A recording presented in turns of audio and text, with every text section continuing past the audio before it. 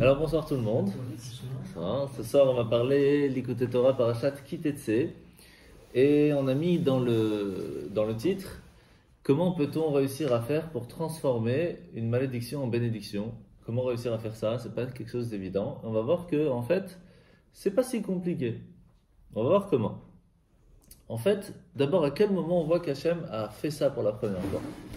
C'était au moment de Bilam. Bilam, c'est un prophète non juif qui est venu au monde tout simplement parce que les anges des autres nations étaient assez jaloux que Dieu ait mis Moshe dans le monde. Étant donné que Moshe avait un niveau spirituel extraordinaire, les anges des autres nations ils disent mais c'est normal que le peuple juif suit ta volonté. T'as vu qui tu leur donnes? Si nous on avait quelqu'un comme Moshe, c'est sûr qu'on aurait fait aussi très bien. Qu'est-ce qu'il a fait? Il dit tu veux? Tu vas voir. Et il a donné quelqu'un qui avait, entre guillemets, la même force que Moshe, mais dans les autres nations. Il s'appelait donc Bilam. Et il parlait avec Dieu. Mais vraiment. Sauf que, à la place d'utiliser son potentiel pour aider ses semblables, pour aider le peuple, pour aider l'humanité, qu'est-ce qu'il a fait? Il a utilisé ses dons pour gagner un maximum d'argent et pour profiter un maximum de la vie. Et donc, il n'a pas fait ce que Moshe a fait. Donc, on voit bien que ce n'est pas le potentiel d'une personne qui va en fin de compte lui donner son résultat, mais c'est les choix que la personne va faire avec son potentiel qui va changer le résultat. Et les choix ne sont pas toujours évidents. C'est ça un petit peu le travail. Et plus le potentiel est grand, plus le travail est difficile, et automatiquement le résultat peut changer aussi, et d'un côté et de l'autre. Qu'est-ce qui va se passer? Il va se passer que Balak, qui était le roi de Moab, va vouloir à un certain moment après la sortie d'Égypte, où on n'était pas loin d'Israël, va vouloir essayer de combattre le peuple juif. Pourquoi? Tout simplement parce qu'il va se dire, on a un gros problème. Ce gros problème c'est quoi? C'est que le peuple juif arrive en Israël et il va venir et il va tout prendre. C'était prévu, ils ont fait passer le message. On arrive, on prend notre terre. Et eux, ils se sont dit, mais ils vont venir chez nous, ils vont nous combattre, ils vont prendre notre terre. Sauf que eux, on leur avait rien dit, puisque c'était pas prévu qu'on prenne Moab. Puisque ça, ce sera que quand tu auras Mashiach, toute la partie jordanienne, c'est pas pour maintenant. Donc, on n'avait rien contre eux. Mais il a eu quand même très peur, il a fait passer cette peur à son peuple, et il va voir, on va parler un peu plus tard qu'en fait c'était un grand sorcier, et il va voir que pour pouvoir réussir à taper le peuple juif, il fallait quelqu'un qui soit un petit peu de la même force. Et il y avait donc Bilam. Bilam, qu'est-ce qu'il faisait pour gagner de l'argent? Lorsqu'il disait une malédiction sur un peuple, il était foutu. Et donc les gens, les rois, payaient Bilam pour maudire un peuple vers lequel ils étaient en guerre, et c'est comme ça qu'ils gagnaient. Et il était donc très riche. Qu'est-ce qu'il va faire Balak? Il va envoyer des émissaires chez Bilam en lui disant « Viens s'il te plaît maudire le peuple juif, et je te paierai vraiment en rubis sur ongle. » Sauf qu'il va répondre, ça c'est plus compliqué. Parce que je ne peux en fin de compte faire que ce que Dieu me laisse faire. Je ne peux pas faire contre lui. Il parlait avec Dieu, donc c'est pas quelqu'un qui faisait un faux prophète. C'était un vrai prophète, mais non juif. Et en fin de compte, Dieu va lui dire, tu ne peux pas aller. Une fois, deux fois, trois fois. À la fin, il va dire, bon, j'y vais quand même. Et il y a toute une histoire sur le tas, en fin de compte, avec son ânesse, qui va parler, enfin je ne rentre pas dans le détail. Il va arriver devant les endroits stratégiques qu'on va parler, et il va essayer de dire des malédictions, et qu'est-ce qui va se passer? Là, c'est différent.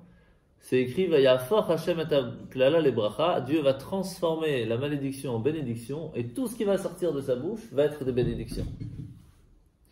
C'est fou. C'est extraordinaire. La transformation qu'Hachem va faire, que Bilam ne va pas pouvoir dire des malédictions, mais ne va dire que des bénédictions.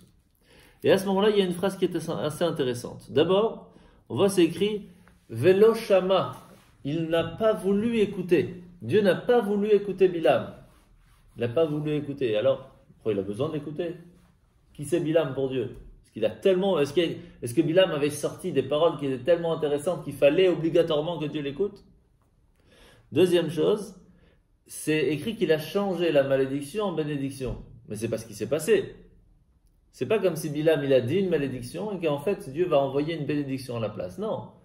Il va faire que ce qui va sortir de sa bouche sera une bénédiction. Donc il n'y a pas eu de transformation en fin de compte. Transformer, c'est quand il y a quelque chose qui est déjà existant. et à ce moment-là, le changer. Mais là, il n'a même pas dit. Il voulait, mais il l'a même pas dit. Donc pourquoi on dit qu'il a transformé? On parle, le texte même de la Torah, Vayafor, il a transformé, il a changé. Donc, on apprend une chose qui, en fin de compte, n'est pas exacte dans l'histoire. Qu'est-ce qui s'est passé?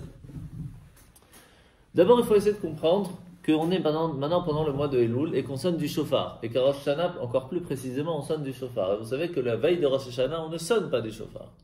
Pour rappeler pourquoi? Parce qu'il y a le Satan qui est là avec son sac, avec toutes les bêtises, et on essaye de lui tourner la tête jusqu'à qu'il n'arrive pas à savoir c'est quand le jour de Rosh Hashanah, et donc il va oublier, il ne va pas réussir.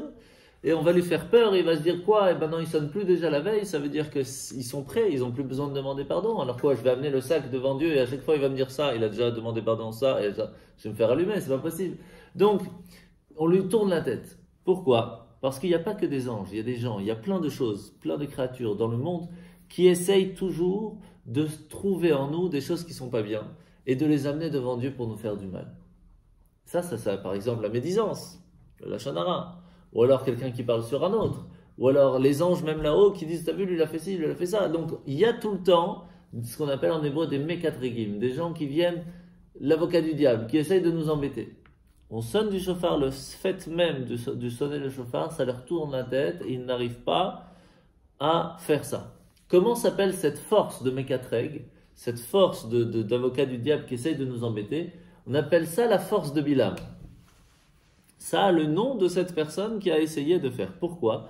Parce que Bilam a essayé de rechercher au fond de nous, au fond de lui, au fond de tout ce qu'il pouvait, au plus profond, comment nous faire du mal. Il s'est mis en direction de la montagne où il y avait le veau d'or pour rappeler à Dieu, tu peux leur faire du mal, t'as vu ce qu'ils t'ont fait. Il a essayé de se mettre dans les points stratégiques où même dans le futur on va fauter. Pour vous dire jusqu'où il est parti, juste pour dire à Hachem, tu sais plus tard ici ils vont fauter, rien que par cette faute tu peux leur faire du mal. Et en fin de compte, rien à faire. Velo Shama Elav. Il n'a pas voulu écouter. Pourquoi ça veut dire quoi il n'a pas voulu écouter? C'est-à-dire que c'est vrai que Bilam a fait sortir des mots, fait sortir un certain sens dans la stratégie qu'il a fait pour essayer de nous faire du mal, pour essayer de parler du mal sur nous. Mais il n'a pas voulu écouter, même s'il y avait des choses vraies, il a fait comme s'il ne les a pas entendues. Comme s'il n'a pas vu. Ça, c'est la force qu'Hachem a voulu à ce moment-là. On ne parle même pas encore de transformation, on parle d'ici c'est au-delà. Il n'a même pas voulu écouter, savoir ce que Bilam avait à dire sur nous, et automatiquement, il a fait qu'il n'y a que des bénédictions. C'est très fort comme bracha, c'est très fort comme bénédiction qui s'est passée là. Qu'est-ce qui s'est passé? Et donc, ça, la première chose, on comprend donc que Hachem aurait dû l'écouter. Parce que ce qu'il disait n'était pas faux. Mais il ne l'a pas fait. Et quelle est la réponse? Pourquoi il ne l'a pas écouté? Il nous dit dans le texte. Car ou Hachem Elokecha, parce que c'est Hachem ton Dieu. Parce que c'est notre Dieu, c'est pour ça qu'il n'a pas voulu l'écouter. Et alors? C'est le Dieu de tout le monde.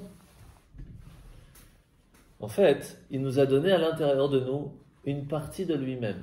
Cette âme spirituelle. Qui fait qu'on a une partie de lui. Et comme quand quelqu'un, il fait soi-même une bêtise, il se trouve pour soi-même plus facilement une excuse, au point que quand quelqu'un lui dit, t'as vu, t'as fait ça?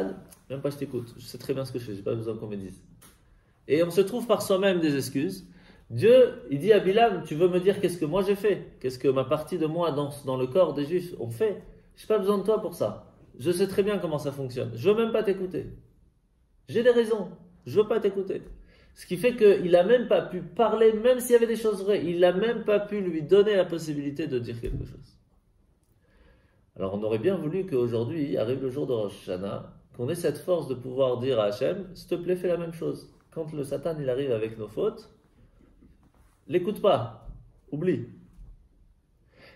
Et après la question elle est, si maintenant il parle en fin de compte, comment transformer ces paroles? Donc c'est deux niveaux. La première, comment faire pour que même pas il écoute. Et si en fin de compte ça n'a pas fonctionné, comment faire pour transformer? C'est ça un petit peu ce verset, c'est ça qu'on va essayer de comprendre. D'abord, la première chose, on comprend ici, c'est qu'il y a une partie de Dieu qui se trouve en nous. Ok. Ce qui fait que quoi qu'il se passe, on pourra toujours se rattacher à lui. Toujours, puisqu'on a une partie de lui-même. Donc si on s'attache à cette partie-là, on s'attache à lui. Ce qui fait que tant que cette partie vit en nous, on est attaché à Dieu. Quoi qu'il se passe, quoi qu'on fasse. Ça, c'est déjà une bonne nouvelle. Est-ce que c'est logique? Est-ce que c'est intellectuel, cette partie de nous? Est-ce que c'est parce qu'on a fait quelque chose de spécifique ou pas? Non. Il nous a donné en cadeau, en héritage, cette partie. Et il nous dit, quoi qu'il se passe, un jour tu veux t'attacher, elle est là. C'est déjà énorme. Ce qui fait que si c'est comme ça, qu'on a une partie de lui, comment c'est possible qu'on puisse réussir à faire quelque chose contre lui? Comment on pourrait fauter si à l'intérieur de nous, on a une partie d'Hachem? Ce qui veut dire que si on faute, cette partie d'Hachem est en train d'agir contre lui-même. Ou il subit. Ou il subit. Mais comment c'est possible que cette partie d'Hachem, qui est en fin de compte sans limite, permet la possibilité à nous de choisir de fauter? Comment même nous, si on a cette influence en nous, qui est une partie de Dieu lui-même, on arrive à faire quelque chose contre lui? Comment c'est possible? C'est pas logique. Et c'est pour cela que les sages nous disent, la seule chose qui permet à la personne de fauter, de faire quelque chose contre Dieu, c'est ce qu'on appelle un ruach shtut, un vent de folie. C'est-à-dire que, intellectuellement parlant, logiquement parlant, on ne peut pas faire quelque chose contre Dieu. C'est pas logique, c'est pas normal. C'est comme si quelqu'un il prend un couteau, il se fait du mal, normal, comme ça, c'est logique, tout va bien. C'est pas normal. Mais quand on réfléchit un petit peu, qu'est-ce qui se passe quand quelqu'un il fait une bêtise? Il se fait du mal à soi-même. Alors il y a des choses qu'on comprend facilement, il y a des choses qu'on ne comprend pas facilement, mais quoi qu'il se passe, une mauvaise action amène des conséquences. Comment ça se fait qu'on réussit à faire une mauvaise action en sachant qu'il y a des conséquences si on le fait quand même? Et des fois des trucs très graves qui peuvent réussir à faire détruire 50 ans de vie. Comment on réussit? C'est pas logique qu'une personne avec un peu d'intellectualité réussit à faire quelque chose contre lui-même. C'est pas logique. C'est ce qu'on appelle un vent de folie. Le Yetzer Hara est tellement fort que de temps en temps il nous envoie ces vents de folie qui nous retournent la tête et on fait des choses contre nous-mêmes. Alors bien sûr, il faut essayer de se travailler là-dessus. On a déjà expliqué la différence entre les petites bêtises, les grosses bêtises, les choses qu'on... Il y en a qui ont un ruach shtut qui dure longtemps. Ah oui, c'est sûr. Parce qu'au sein du peuple d'Israël, par exemple, il y a des gens qui vont vraiment à contresens de l'intérêt d'Israël. Ouais. Ils persistent dedans. Et c'est une aberration. Tout à fait. Et ça dure longtemps. C'est pas un coup de folie brusque comme ça. Ça arrive, les coups de folie. Mais là, ça dure longtemps. Alors, en fait, c'est vrai, hein, mais il y a plusieurs sortes de vents de folie, comme on a déjà expliqué. Il y a ceux qui sont intégrés dans la personne. Oui. Ouais. Donc, on était pour résumer, on était dans l'histoire de comment c'est possible qu'une personne qui est une âme, qui est donc une partie divine, peut réussir à faire des choses contre lui-même, contre Dieu. Puisqu'on a en nous une partie de Dieu, c'est pas possible. La réponse, c'est le ruach shtut. C'est-à-dire qu'il y a un vent de folie qui vient et qui va réussir à transformer la personne, à lui tourner la tête, à faire des choses contre lui-même. Et tu avais posé la question, comment c'est possible des fois que ça dure si longtemps? Alors il y a plusieurs ruach shtut. En fait, il y a ce qu'on appelle le mauvais penchant, le Yetzer Hara. Le Yetzer Hara, il fonctionne de plusieurs façons. De 7 façons plus précisément. Et c'est pour ça qu'on tourne cette fois pour essayer de l'encadrer. Alors expliquer les 7, c'est pas le moment parce que ça prend 1 heure. Mais très rapidement, il va essayer de nous attirer par ce qui nous attire le plus. Généralement, c'est le plaisir du corps. C'est tellement bon cette glace, c'est pas grave que tu vas manger. Maximum, tu demanderas pardon, mais fais-toi un kiff. Ou c'est pas si grave, tu sais quoi, c'est pas la fin du monde. Fais-toi un kiff. Il va nous tirer par le kiff. Ça, c'est une de 7 façons. Il y a 7 façons différentes. Et donc ça, rien que ça, c'est même pas encore un vent de folie. Généralement, il y a une deuxième force qu'il a, c'est Yetzer Hara, c'est qu'il va nous toucher sur quoi? Sur l'erreur. Ça veut dire, une fois on a fait une erreur et on n'est pas assez fort pour avoir l'humilité de dire oui, je me suis trompé. Et donc on va continuer dans cette erreur, trouver des excuses dans l'erreur pour pouvoir continuer cette même erreur et on peut continuer toute sa vie comme ça. Et ça, c'est une force que le Yetzer Hara est tellement fort qu'un jour quelqu'un peut venir te dire mais il n'y a aucun problème de faire ça pendant Shabbat. Et il va te trouver toutes les excuses du monde, même si c'est à l'intérieur de lui que c'est pas ça. Pourquoi? Parce que pour lui, c'est sa façon de se trouver une excuse. Et c'est même pas encore un vent de folie. C'est le Yetzer Hara. Il nous a attrapés avec quelque chose, avec l'ego, Et c'est pour cela qu'une des choses qu'on doit travailler un maximum, c'est l'humilité. Parce que c'est une des forces qui réussit à le contrer. Ça se fait par la Torah. Mais il y a des fois, comme on a déjà expliqué, qu'on arrive devant une épreuve qu'on ne peut pas réussir à passer. Ça, c'est un vent de folie. C'est comme par exemple quelqu'un qui est alcoolique, on avait déjà ramené ce cas, qui essaye vraiment d'arrêter. Et il y a un moment, il a un vent de folie, c'est quoi? C'est qu'il se dit, je vais aller au bar, mais je vais pas boire. C'est pas intelligent. Ne te mets pas l'épreuve devant toi alors que tu sais que pour l'instant, tu n'as pas la force. Et là, c'est le vent de folie. Parce que tu n'as pas la force. Donc, ne va pas devant. Et ce vent de folie peut arriver à tout moment. Comment se protéger? Plus on va gagner contre son Yetzer Hara, plus on essaye de travailler sur cette partie-là. Donc, on essaye de cadrer l'histoire pour essayer de faire ce qu'il faut le mieux possible. Moins ce vent de folie a la possibilité de venir. Et même s'il vient, on est tellement habitué à se battre que même si on n'arrive pas à tenir totalement, on tient, ce qui nous permet de réussir à ne pas tomber parce que c'est un vent. Un vent ne reste pas longtemps. Donc ce vent de folie que tu me dis qui passe toute la vie, non, c'est pas un vent de folie. Le vent de folie, c'est ce qui a commencé, qui est tombé dans l'erreur. Mais la personne, à cause de son ego, n'arrive pas à en sortir. Et c'est ça le cercle vicieux. Maintenant qu'on a compris ça, on comprend que puisqu'on a en nous une partie divine, c'est pour cela que des fois, même des petites choses, on est prêt à se laisser tuer pour ne pas le faire. Généralement, il n'y a que 3 choses qu'on doit se laisser tuer si on nous oblige. Ne pas tuer une autre personne, ne pas avoir une relation interdite, et ne pas se prosterner devant une idole. Ça, c'est les 3 de base. Comment ça se fait alors qu'au temps de Hanouka, au temps des Grecs, on obligeait les gens qui ne faisaient pas spécialement la religion, on disait « mange pas cachère » et ils se laissaient tuer. Ou même dans la Deuxième Guerre mondiale, ce pharmacien très connu qui était contre la religion, tout ce que vous voulez, et pourtant, le jour où les nazis sont venus et qu'ils ont pris tout le monde, il est sorti de sa pharmacie et dit « moi aussi je suis juif ». Et il s'est fait tuer. Comment c'est sorti de sa tête pour dire « moi aussi je fais partie du peuple juif, même si je fais rien, je fais partie ». C'est pas logique.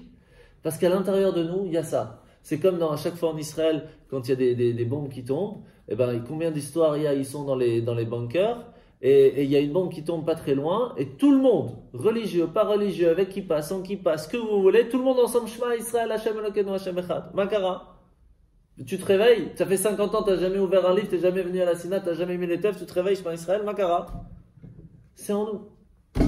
C'est en nous.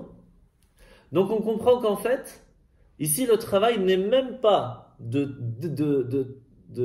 créer en nous cet amour vers Dieu, puisqu'il est déjà présent. Ce qu'on doit faire, c'est simplement le dévoiler. Donc déjà, le travail est tout à fait différent.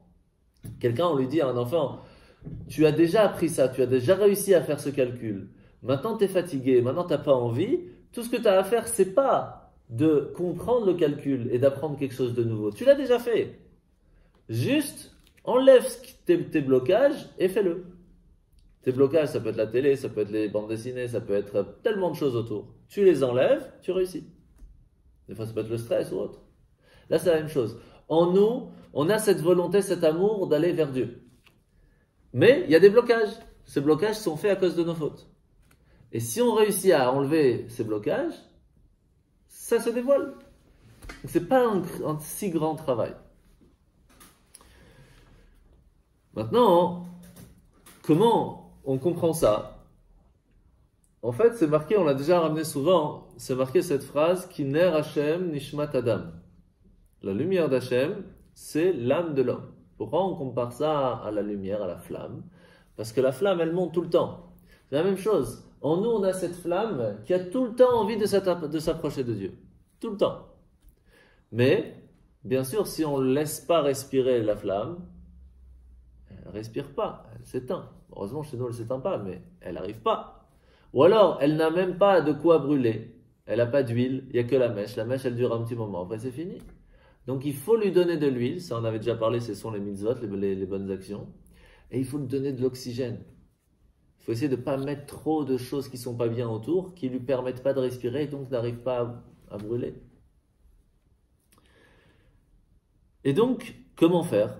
Si on essaye de mettre de côté notre corps un petit peu et donc notre avis personnel, notre profit personnel, nos plaisirs personnels, on les met de côté. On va laisser alors à la place que la partie de l'âme. Automatiquement, elle respire. Et qu'est-ce qu'elle va faire? Elle va vouloir monter. Ce qui fait que, des fois, à vouloir chercher à faire des bonnes actions, des fois, il suffit que tu arrêtes de faire une bêtise, tu auras obligatoirement l'envie de faire une bonne action. Parce que c'est déjà allumé en nous. Mais elle n'arrive pas à brûler. Il n'y a pas de place. Tout simplement. Maintenant, qu'est-ce qui est pire? Faire quelque chose que la Torah t'interdit ou quelque chose que les sages nous demandent? Généralement, on dit ce que la Torah. On va voir que c'est pas si vrai. Parce que quand les sages ils viennent nous dire quelque chose, c'est ce qu'on appelle la Torah orale. Et on appelle ça les divrei sofrim. Pourquoi on n'appelle pas ça les divrei chachamim, les paroles de nos sages? On appelle ça les divrei sofrim. Les paroles du sofer, de celui qui a écrit. Pas du sefer, pas du livre, mais de celui qui a écrit le livre. Pourquoi? Parce que la Torah, c'est marqué, c'est le sefer, c'est le livre. Mais le sofer, c'est celui qui va faire comprendre ce qui a marqué dans le livre. C'est lui qui a écrit. La chachamim, le sage, nous permet de comprendre ce qu'Hachem nous explique. Parce que c'est pas clair. Ce qui fait que c'est encore plus grave parce que ça va vraiment nous expliquer. On va carrément aller contre celui qui a écrit. C'est encore plus grave. Et donc, il faut faire attention à étudier aussi cette partie orale de la Torah.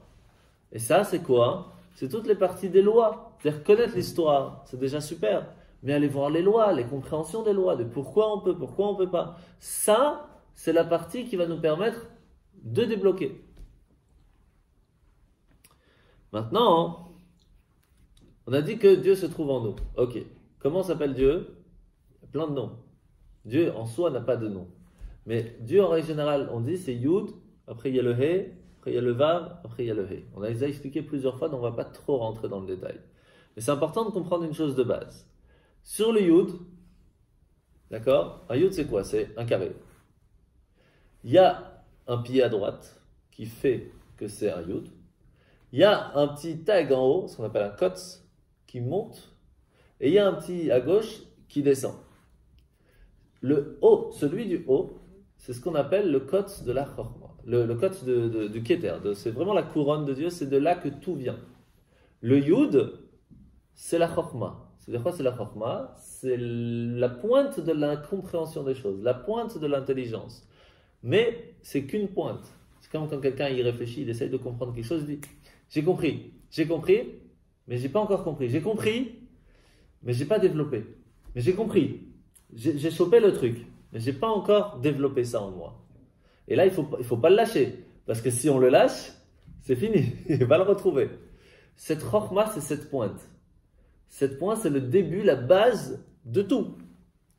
Mais ce petit kotz, ce petit truc en haut là, ce petit tag qui attache cette chorma en haut, ça c'est la lumière divine qui va s'intégrer dans cette chorma. Ce niveau-là, c'est ce qu'on appelle Ahava Mesuteret. L'amour caché qu'on a en nous. C'est ce petit bout-là qui se trouve en chacun de nous. Ce petit bout est tout petit. C'est pas logique. Il n'est pas compréhensible. Mais il est présent. Et quoi qu'il se passe, ce petit bout-là réussira à nous faire sortir partout où on a. Partout où on sera, ce petit bout-là, il n'est pas logique. Il est attaché à Dieu lui-même. C'est une partie de Dieu, c'est sans limite. C'est pas logique, c'est pas parce qu'on a compris, qu'on n'a pas compris, qu'on a fait, qu'on n'a pas fait. Un jour, il va se réveiller. Et il nous dit, il y a un truc qui va pas, réveille-toi. C'est pas bon. Ou alors, il nous dit, vas-y, fonce, fais quelque chose de bien. On se relève un matin, j'ai envie de mettre les tefs ce matin. Makara. Ça fait 50 ans que tu n'as jamais fait. Makara. Non, c'est différent. Ce petit code s'est réveillé. Il y a eu un peu d'oxygène qui est rentré, on ne sait pas d'où. Tac, il s'est réveillé. Et il nous réveille. Et il nous bouge. Mais si on ne fait pas de place vite, si on ne l'attrape pas vite, il part vite. Ce qu'on appelle un réveil du haut. Mais ce réveil du haut est très fort, parce qu'il n'a pas de limite. Donc, en chacun de nous, on a les 4 lettres du nom de Dieu. On a ce petit code, comme on a expliqué, donc c'est cet amour caché. On a le Yud. Le Yud, comme on a expliqué, c'est la Chorma. Donc c'est vraiment la base de l'intelligence, la base de la compréhension, mais c'est que la base. Donc il n'y a encore rien de clair. C'est pour cela que Chorma, en fait, c'est les lettres de Koach, la force, Ma. De quoi? C'est-à-dire qu'on a la force de poser la question quoi? Mais on n'a pas encore la réponse. On a la question, c'est déjà pas mal. C'est comme quelqu'un qui dit, moi j'ai appris la rabbanout, pas pour vraiment pouvoir donner une réponse, mais pour au moins savoir quoi poser comme question. C'est déjà pas mal. Parce que quand on arrive et qu'on veut manger à la maison, les soucis peuvent arriver très vite. Qu'est-ce qui nous permet de pouvoir savoir au moins quoi poser comme question si on a étudié? Si on n'a même pas étudié, on ne sait même pas qu'il y a une question à se poser. Je ne parle même pas encore d'avoir la réponse, mais au moins savoir quoi poser comme question. Ça, c'est la base. Vraiment la première base. De la même façon que les cheveux sortent de la tête, et pourtant quand on les coupe, ça fait pas mal. Pourquoi? Parce que la différence de contraction depuis la tête jusqu'aux cheveux est tellement grande qu'on ne sent même plus que ça vient de la tête. Les ongles, un peu la même chose, mais quand même, quand on tire sur l'ongle, ça fait quand même un peu mal. Un peu, mais c'est un peu le même style. Par contre, si quelqu'un veut se couper un doigt, là, ça va pas. Parce que c'est une partie du corps. C'est la même chose. Ce petit côte, ce petit cheveu là qui est sur le yud, c'est en fait Dieu qui vient et qui le fait pousser. Ça vient de Dieu. Mais c'est tellement contracté qu'on ne le sent même pas. Mais il est en nous, mais on ne le sent pas. Et il faut le réveiller. Pour vous donner une idée de la différence de distance qu'il y a entre Dieu, sa lumière, et ce petit côte qu'on a en nous. C'est énorme la différence. C'est pour ça qu'on n'a pas cette envie d'instinct d'aller vers Dieu. Il est en nous cet instinct, mais il est très fin. Par contre, il faut comprendre qu'il y a 3 sortes de tzimtzum. 3 sortes de comment est-ce que Dieu va cacher sa force. La base, c'est l'évouche, c'est l'habit. C'est-à-dire que la chose est à l'intérieur, on le cache. Donc il n'y a pas eu de contraction de lumière. Il est juste caché. Il y a la deuxième, c'est tzimtzum. Donc c'est vraiment contracter une lumière.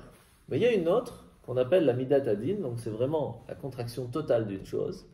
Quand on veut passer d'un niveau à un autre.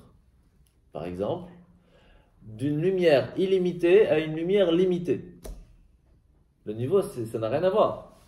Parce que quand on passe à l'illimité où il n'y a pas de limite, à un moment on lui dit maintenant tu vas commencer quelque part, tu vas finir quelque part. Le niveau de différence est énorme. C'est pas comme si je prends quelque chose qui est à 150 000 et je le descends à 2. Il y a une grande différence. Mais c'est pas la même chose entre illimité, et même si je dis 150 millions, ça sera toujours 0 par rapport à lui. Parce qu'il n'y a pas de limite. Ou alors, encore plus grand comme Tzimtzum, qui nous parle un peu plus, entre une lumière divine, si je veux dire, il y a la lumière de l'ampoule qui est là, qui nous illumine, et puis cette lumière va se transformer en table. Quelque chose qui n'est pas touchable se transforme en quelque chose de matériel. Ça n'a rien à voir. Ça, c'est ce qui s'est passé quand Hachem il a créé le monde, Bereshit, au commencement. Et c'est quoi le commencement? La première base de compréhension de se dire Hachem, je vais créer un monde. Il n'y a encore rien. C'est Hachem, il dit allez, je donne tout pour créer le monde. C'est parti, on y va. On commence, on crée quelque chose, on donne tout. Avant de pouvoir donner tout, il faut bara Elohim. Il a dû créer Elohim. C'est quoi Elohim? C'est le din, c'est la tzimtzum, c'est la contraction, c'est la sévérité. Il va falloir cacher tout ça. Il va falloir passer d'une partie lumière, une partie pensée, une partie j'ai envie, en quelque chose de concret. Ça, c'est un niveau totalement différent. C'est ça le début de la création du monde. Bereshit, au commencement, avec cette chorma, avec cette intelligence, cette volonté de vouloir créer quelque chose. J'ai la pensée de vouloir créer quelque chose. Il faut que je le mette en concret. Pour le mettre en concret, le niveau c'est rien à voir. Ça, c'est Elohim. Ça, c'est le Midat Hadin. Ça, c'est la force de contraction totale d'une chose qui devient quelque chose de totalement différent. Mais à partir de là, c'est marqué que dans la Gemara Sanhedrin, à la page 38, que lorsque Hachem a créé le monde, il a tout créé les 6 premiers jours, il n'a demandé à personne. Mais arrivé à la création de l'homme, il a dit, je vais demander aux anges qu'est-ce qu'ils en pensent. Il y a toutes les raisons pourquoi ils demandent, etc. Et quelle a été la réponse? Il y a 4 styles d'anges, 2 qui ont dit oui, ça vaut le coup, 2 qui ont dit non, ça vaut pas le coup. Celui de la vérité, il dit, mais les humains, ils vont pas dire la vérité, ça vaut pas le coup, etc., etc. Donc. Et en fin de compte, Hachem va le pousser du petit doigt, et entre guillemets, il va brûler, il va tomber, il va brûler. Enfin, c'est des images, mais qu'est-ce que ça veut dire? Hachem va leur montrer à ce moment-là quelle est sa volonté première, quelle est sa force sans limite, et l'ange ne va pas tenir, et il va brûler. Et alors, quoi ça nous change de savoir ça? En fait, on comprend que si Hachem n'a pas caché sa force dans le monde, on ne peut pas vivre. De la même façon que dans ce monde, si le soleil était trop proche et qu'il n'y avait pas cette atmosphère qui nous protégeait et qu'il n'y a pas cette protection sur le soleil même, on ne peut pas vivre. Tout brûlerait en moins d'une seconde. Cette protection, ce tzimtzum, cette contraction, c'est Elohim. C'est cette sévérité d'Hachem qui permet de faire qu'on ne ressent pas sa présence. Parce que si on ressentait sa présence, il n'y aurait pas de libre arbitre. Donc il n'y aurait pas de vie. Donc il n'y aurait rien. Vous comprenez la différence? Donc maintenant qu'on a compris que au début c'est vraiment, Hachem a dû contracter sa force pour y mettre juste la première base, la chorma, vraiment la première base. Mais après que Hachem a créé le monde et qu'il a créé cette première base et qu'il a mis tout avec plaisir et qu'il a tout donné avec bonté, à partir de maintenant il faut continuer ça. C'est pas comme si Hachem a créé le monde, maintenant il est prêt, c'est comme si je prends un arbre, je le coupe, j'en fais une table, maintenant la table est là, il faut juste de temps en temps rajouter une vis, mais j'ai pas un besoin tout le temps de retaper sur la table pour qu'elle existe. Par contre, je prends un objet, je le jette en l'air, et à un certain moment il revient. Donc il faut encore que je remette ma force, encore et encore et encore et encore, pour qu'elle reste en l'air. Eh bien le monde, il est en l'air, dans l'espace, tout ce qu'il trouve à l'intérieur ne peut exister que parce que Hachem, à chaque seconde et fraction en millième de seconde, il continue à dire, continue de vivre, continue d'exister, continue d'exister, continue d'exister. Et à un certain moment, peut-être qu'il se fatigue, parce que ça fait quand même presque 6000 ans. Il va se fatiguer ou il ne va pas se fatiguer? Alors il nous dit, sache, au début quand j'ai créé le monde, je l'ai fait avec plaisir. Après j'ai dit à Adam, maintenant ton job va être de me donner l'envie de continuer d'exister le monde. Et si tu ne me donnes pas cette envie, pourquoi tu veux que je continue? Tout le but pourquoi j'ai créé ce monde, c'est pour qu'on puisse dans ce monde de mensonges, dans ce monde de difficultés, faire quelque chose qui est plus spirituel que matériel. Réussir à mettre notre corps de côté pour y faire quelque chose de plus joli. Pas de penser qu'à nous, mais de penser à l'autre. Tant qu'il y a ça, ça vaut le coup que je fasse continuer le monde. S'il n'y a plus ça, ça sert à rien que le monde existe. Et c'est ce qui s'est passé au temps du déluge. Les gens s'entretuaient et s'entrevolaient. Hachem dit, mais ça sert à rien le monde. Il n'y a que Noach qui fonctionne encore. Lui, il n'a pas tombé dans ce truc. Alors je vais tout détruire, ça sert à rien. Le monde ne peut continuer d'exister que parce qu'il y a quand même 10 personnes qui nous donnent envie de continuer d'exister. C'est pour ça que c'est important dans une communauté qui est mignonne, qui est 10 personnes qui lui disent Hachem, fais continuer cette communauté. On veut qu'elle continue. Et plus on va le faire avec cœur, plus il va dire, ah ben avec cœur je vais le donner. Et je ne vais pas donner qu'un peu, je vais me donner beaucoup. C'est pour cela qu'Abraham, il a essayé de sauver la ville de Sodome et Gomorrhe. Il a dit, s'il y a 50 juste dedans, ça te donnera l'envie de le continuer d'exister? Il dit oui. S'il y a 40, 30, 20, 10, après 10, il n'a pas posé la question. Après 10, il ne pose pas. Moins que 10, Dieu n'a plus l'envie de donner l'exister. Donc pour pouvoir continuer d'exister dans ce monde, dans cette ville, dans ce village, dans cette partie de la ville, on se doit d'avoir le minyan.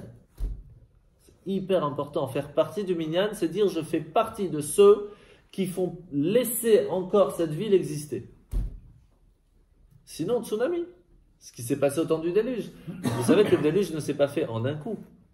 D'abord, Hachem, il a envoyé un tsunami d'une côté de la terre, après un autre côté, après encore une autre côté, après encore un autre problème, puis un tremblement de terre, puis un volcan qui explose.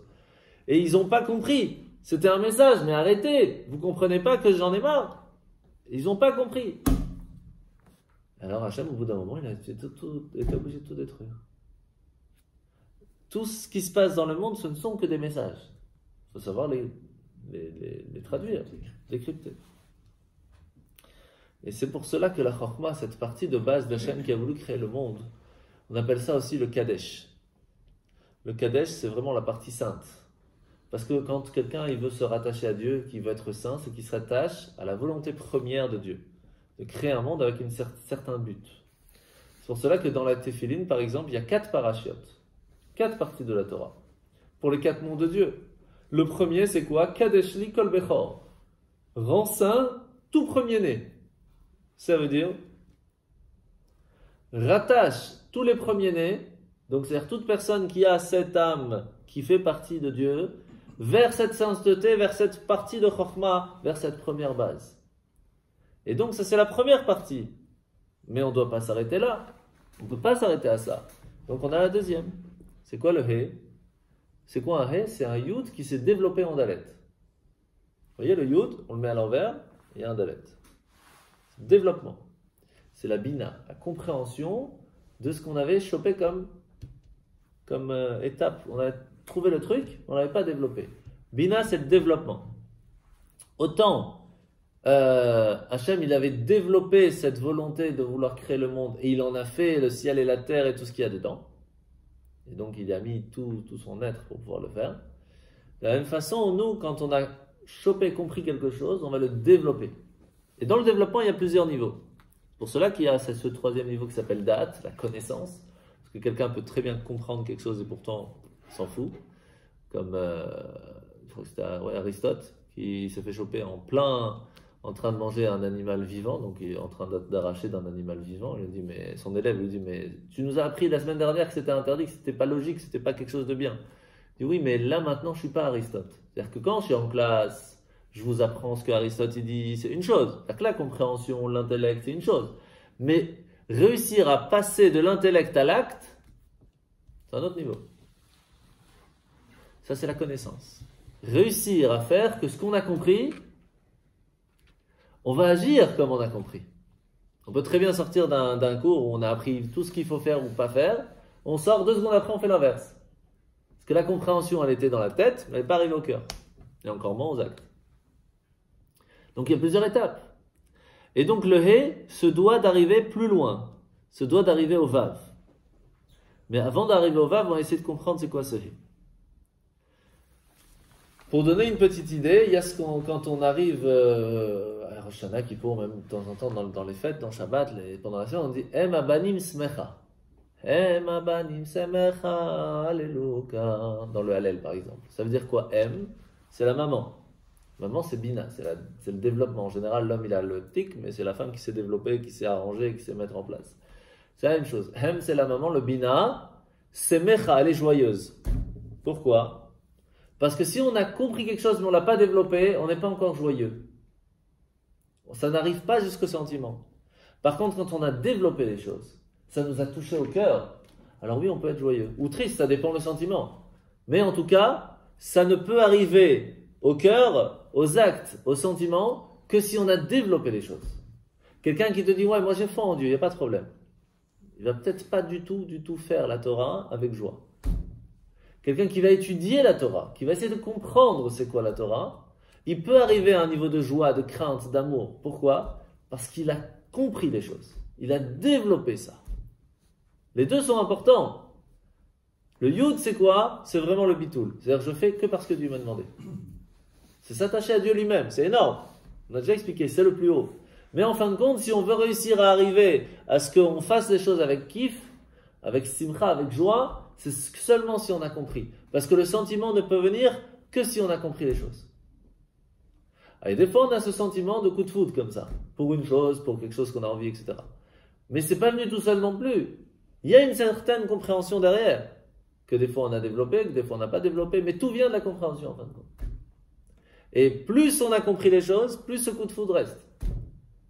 Moins on a compris, plus il part vite. C'est pour cela qu'on ne peut pas baser tout un couple, toute une vie sur un coup de foudre. On se doit de réfléchir et de développer ce coup de foudre. Pourquoi j'ai ça? Pour une raison et parce que, et on donne et on continue et on fait des compromis et on avance et on construit.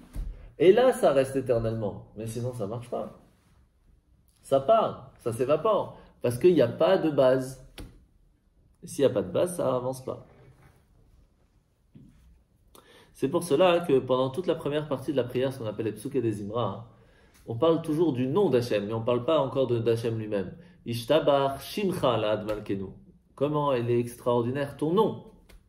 C'est quoi un nom? Ça vient simplement dire quelle est la personne, qu'est-ce qu'elle fait la personne. C'est pas la personne elle-même. Comme on dit Hachem, il est chesed, il est gentil. c'est pas Dieu, c'est sa gentillesse qui marche, qui fait fonctionner le monde. Quand on parle dans les Alléluia, on dit ouais, tu es magnifique, tu nous as aidés, tu nous as donné, tu es ça, et puis de temps en temps tu es dur. Toutes ces parties-là, c'est des noms de Dieu, c'est comment Dieu agit. On ne s'attache pas encore à lui-même. Seulement plus tard, quand on arrive au schéma Israël, là c'est Ve'afta et Hashem Elokecha, tu aimeras Hashem ton Dieu. Là on parle vraiment d'Hashem, on parle vraiment d'Hashem. Ça c'est ce qu'on appelle la Tshuva Ilaha. Réussir à se rattacher au He d'en haut.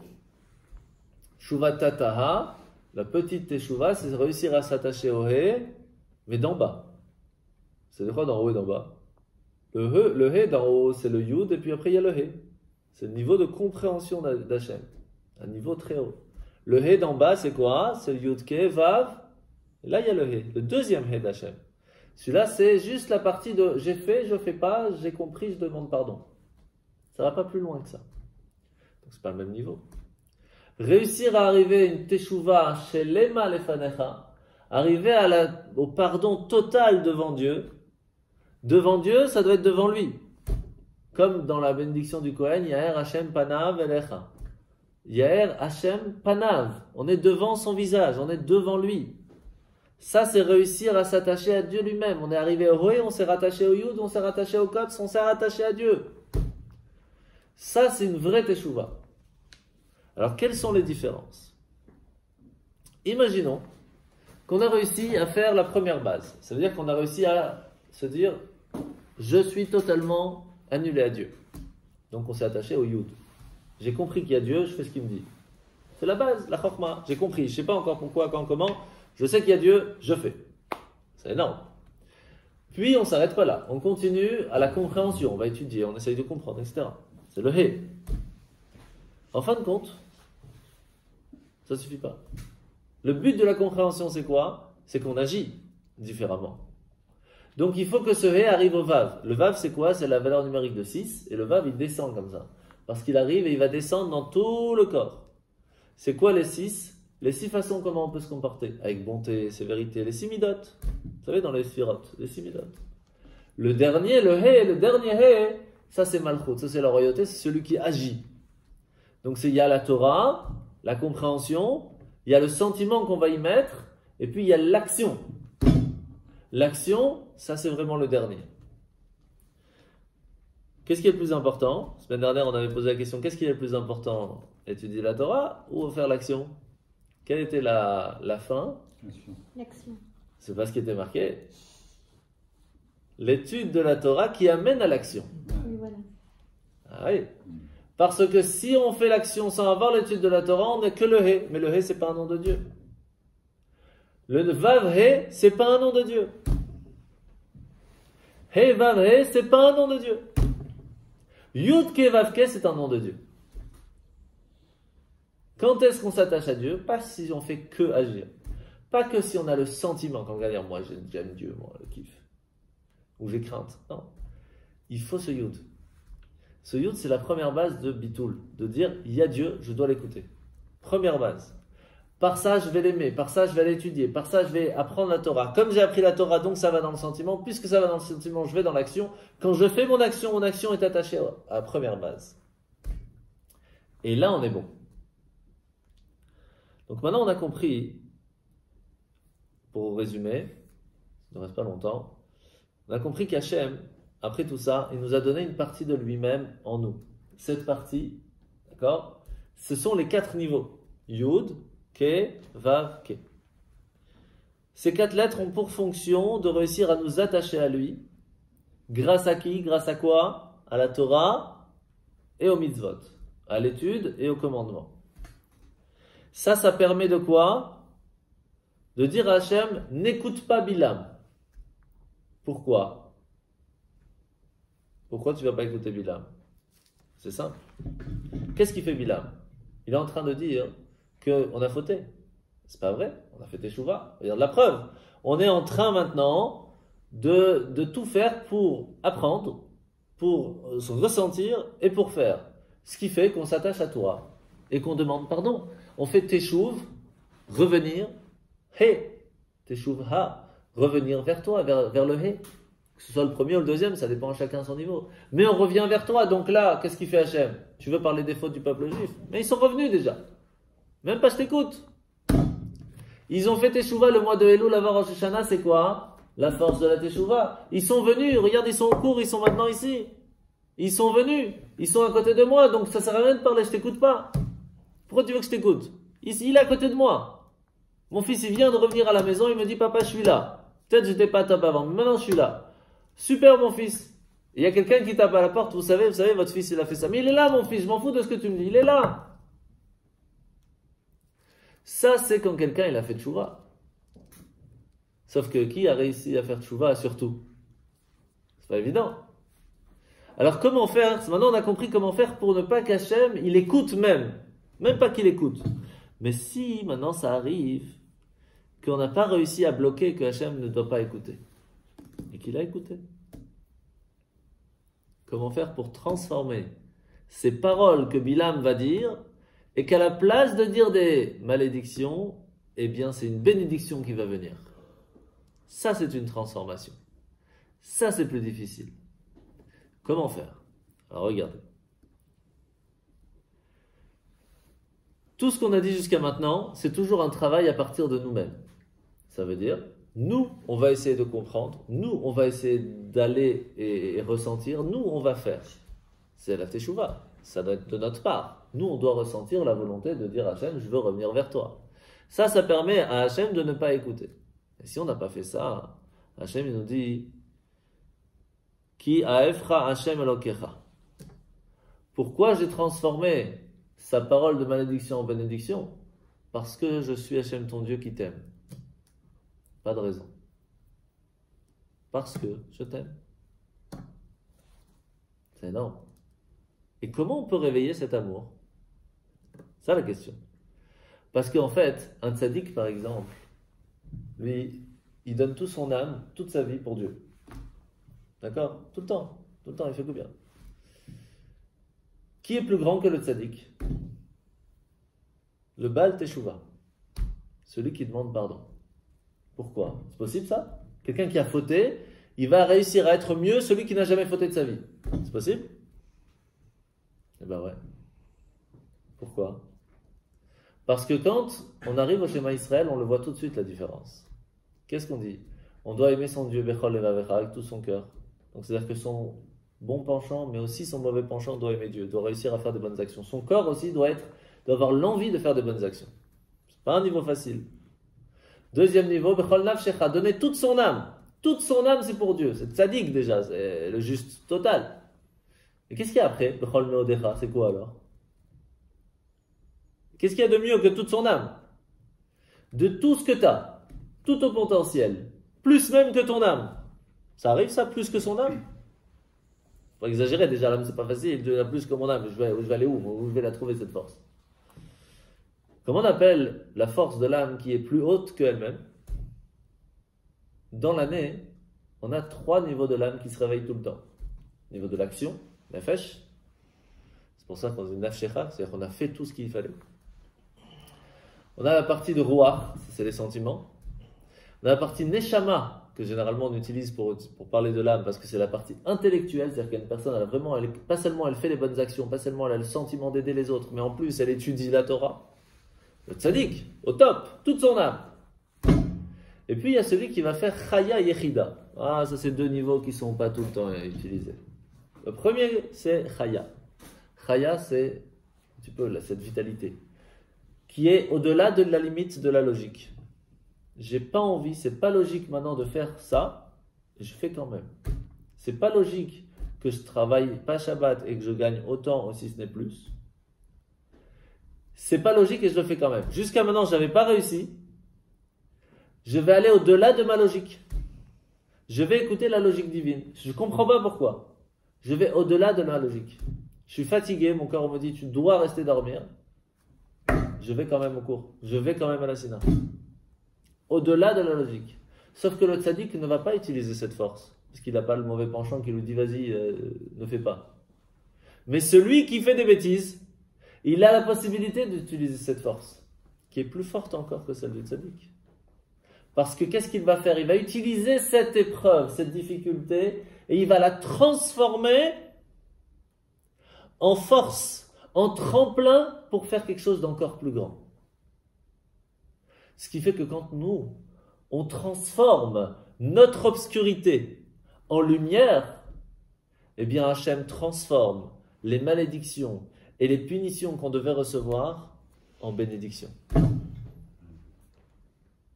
Ce qui fait que si vous voulez savoir si que pendant l'année il y a des choses que vous n'avez pas fait qui étaient top, et que vous voulez les transformer, pas seulement les effacer, ça on peut, comme on a expliqué, en disant à Hachem, voilà, moi maintenant je fais. Donc si je fais, alors tu peux lui dire et pas besoin d'écouter. Mais je veux pas faire ça. Je veux pas que le temps que j'ai passé à faire une bêtise soit perdu. Je veux pas juste que ce soit un blanc dans mon livre. Je veux transformer que cette faute que j'ai faite devienne une bonne action. Comment je peux faire? Je l'utilise comme un tremplin pour faire mieux qu'avant. Ça même que j'ai été dans certains moments en train de faire une bêtise, ça même me permet aujourd'hui de faire mieux les choses. Puisque par cette connaissance, par cette expérience, je réussis à changer, à faire mieux qu'avant. Mon expérience de pas bien devient du bien. C'est un tremplin, cette obscurité devient lumière. Et c'est comme ça qu'on réussit à transformer ce qui normalement devait devenir une punition, une malédiction, et ça devient une bénédiction totale. C'est énorme. Et c'est pour ça que, qu'est-ce qui est plus grand? On avait appris ça bien avant les vacances, alors ceux qui se rappellent. Qu'est-ce qui est plus fort? Faire une bonne action ou se bloquer à ne pas faire une bêtise? Bravo, la qui suit. Se bloquer à ne pas faire une bêtise, c'est plus fort que faire une bonne action. Pourquoi? Parce que les bonnes actions, ça vient de Vav et de He, du nom d'Hachem. Puisque pour faire une bonne action, il faut des sentiments, il faut l'action. Mais se bloquer à ne pas aller contre Dieu, c'est la compréhension et l'annulation envers Dieu. Donc ça, c'est le Yud et le He. Donc c'est la partie d'Hachem directe. Ce qui fait que lorsqu'on va dire à Hachem, je ne comprends pas tout de suite, je n'ai jamais eu l'habitude de ne pas faire cette bêtise, mais à partir de maintenant, je ne le fais pas, je transforme mon temps de bêtise en temps de bénédiction, en temps de bonnes actions, je transforme toutes les bêtises d'avant comme si j'avais fait des bonnes actions. Toute mon année peut devenir pas un grand blanc de vide, et avec quelques bonnes actions de temps en temps, et donc on va recevoir une bonne année par rapport aux bonnes actions qu'on a faites, parce qu'on a quand même effacé les bêtises qu'on a faites. Non, les bêtises deviennent des temps de bonnes actions, et on mérite toute l'année. C'est énorme. À quel moment on peut faire ça? Alors heureusement, Hachem nous a donné une grande chance. Il y a ce qu'on appelle les 10 jours de Teshuvah. Donc d'abord, on est pendant le mois de Elul, on peut faire Teshuvah, on peut effacer. Après, on a les 10 jours de pénitence, 10 jours de Teshuvah. Qu'est-ce qu'ils ont de plus que le mois d'Elul? Chaque jour des 10 jours de Teshuvah permettent de transformer tout ce qu'on a utilisé avec la bonté dans les bêtises, à les transformer en bien. Le deuxième, tout ce qu'on a utilisé comme sévérité, en tapant, en embêtant, etc., pour faire des bêtises, se transforme en bien parce que c'est un tremplin pour aujourd'hui ne plus le faire. Et quand on arrive le jour de Yom Kippour, on est au 10e, on a réussi à se rendre parfait de tous les côtés. Et c'est pour cela qu'à ce moment-là, on fait la prière, l'Ifnei Hashem Tit Haru. Maintenant, on est pur. Cette transformation est totale. Alors que pendant les 10 jours de pénitence, qu'est-ce qu'on fait? On fait le Teilim Shir Amalot Mima Amakim. On va rechercher dans les profondeurs. On va essayer d'aller au plus loin possible pour transformer. Mais c'est pas encore facile, c'est pas encore réussi. Quand est-ce qu'on réussit? Lorsqu'on se contrôle à ne pas utiliser notre corps. On dit à notre corps, je t'écoute plus. Je ne parle qu'à mon âme. Quel jour on fait ça? À Kippour. Le corps veut manger? Tu peux toujours vouloir. Tu veux mettre des chaussures en cuir? Veux. Tu veux te profiter? Tu veux prendre une douche? Veux. Tu as le droit de vouloir. C'est bien. Mais non. C'est moi qui gère. C'est pas toi qui gère. Quand à Kippour, on rappelle à Hachem qu'on est prêt à faire parce qu'il nous a demandé, parce qu'on est prêt à aller au-delà de la logique des choses. Et on fait comme ça. On réveille cette transformation que tous les moments de bêtises qu'on a fait dans l'année se transforment en bonne action. Et on peut réussir à ce moment-là à tout changer. C'est ça, la paracha de la semaine.